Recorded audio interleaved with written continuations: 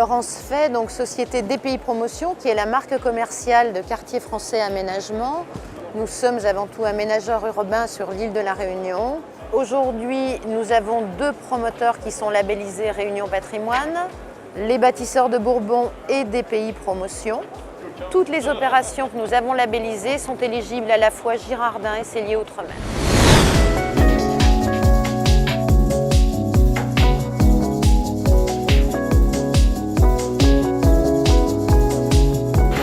Notre petite réunion va s'articuler entre la loi, celle que le député François Cellier a créé, le dispositif, le CGP avec comme représentante de l'ANACOFI CIF Evelyne Desseret, et puis nous avons la chance d'avoir le produit aussi représenté par les promoteurs, donc Monsieur Ladevez des bâtisseurs de Bourbon, ainsi que Monsieur Hénon. Là on a un label qui a été créé, le label Réunion Patrimoine. Donc je laisse la parole à Dominique Donorana d'Investissement Conseil. Merci. Là, on est en 2011, donc on est charnière au milieu de votre dispositif, celui que vous avez créé.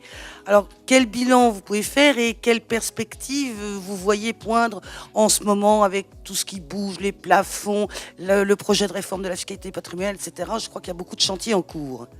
Et dans ce rapport, on a proposé un certain nombre de choses, dont certaines ont été retenues.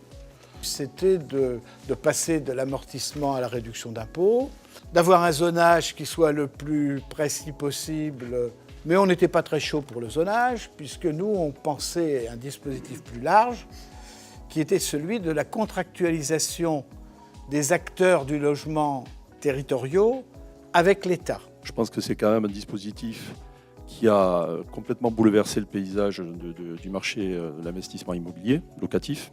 Et je suis ravi de vous entendre dire que c'est un dispositif, en tout cas que ce principe de la réduction d'impôts est efficace et qu'il ne coûte rien à l'État. Ce dispositif, à l'époque, a été mis en place. C'est un levier,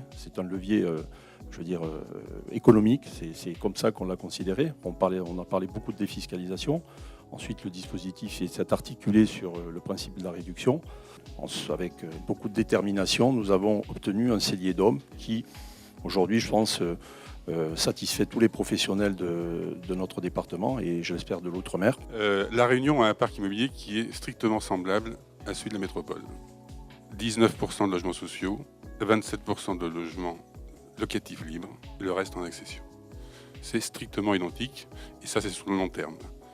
Et donc 27% par rapport à 19%, ça montre bien l'importance des besoins du logement locatif privé, dans lequel on remarquera que suivant les régions, ça c'est variable, mais à La Réunion, 70% des gens ont droit à la location logement dans le parc privé.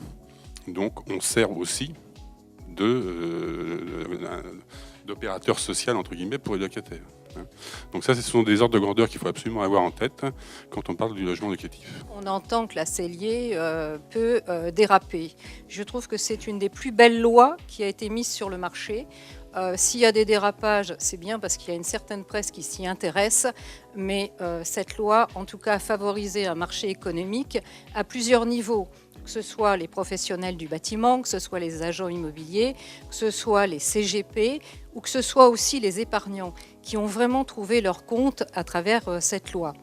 On découvre que, compte tenu du fait qu'il y a un changement d'avantage fiscal plus un rabot qui vient, à la fin d'année, naturellement, et puis d'autant plus, vous, les promoteurs, je sais plus, dans la salle, poussaient la machine, quoi. Disaient, dépêchez-vous d'acheter avant le 31 décembre pour pouvoir bénéficier, si vous êtes non BBC, de la réduction d'impôts les plus importants. Puis il n'y a rien de plus logique que ça. Bon.